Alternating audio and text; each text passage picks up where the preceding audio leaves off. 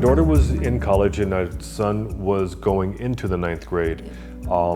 And so we wanted to figure out the school things before we got here.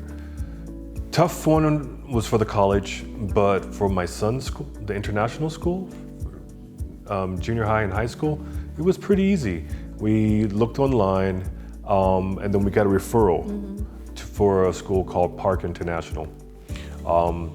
It was one of many international schools, but this one sort of fit us the best because it was 60% Portuguese and that remaining 40% international when we first got here. So our third year, there is getting closer to 50-50, Portuguese students and international students. Private schools are not as expensive as they are in the States. So usually you might think you're like out of your means maybe, potentially, but here it's very affordable and reasonable. We did all the research there.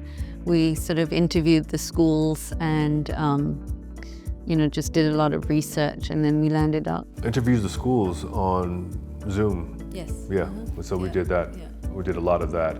It's a different school system here, so depending on how old your kid is, but 9th and 10th grade are really important because 9th grade they start prepping for the IGCSE exams that are taken in 10th grade.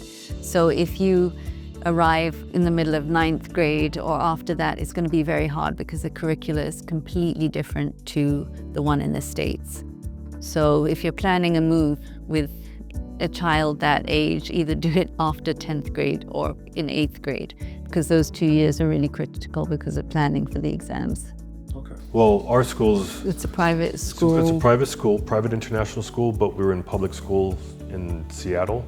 Seattle has a good school district, but when we got here, we realized... Yeah, the level of education was a lot higher than what they were getting there. And the facilities and the courses they have, like at a school, there's a maker lab with 3D printers, robotics, and all the sciences, all the arts and the sports, which is, in the States, it's slowly by slowly going away depending on what area you live in. So we found that it was challenging for him to get used to it from going from public to private, but he worked it out and then he started to thrive, started to do really well.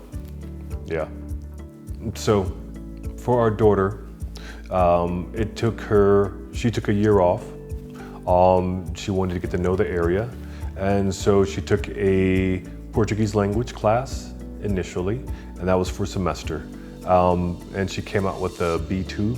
For college, it was sort of tough for us to find an English-speaking art school, but we found a nice one in Lisbon called IAD, which is really great. She wants to be a product designer, and so it offered a great global design course.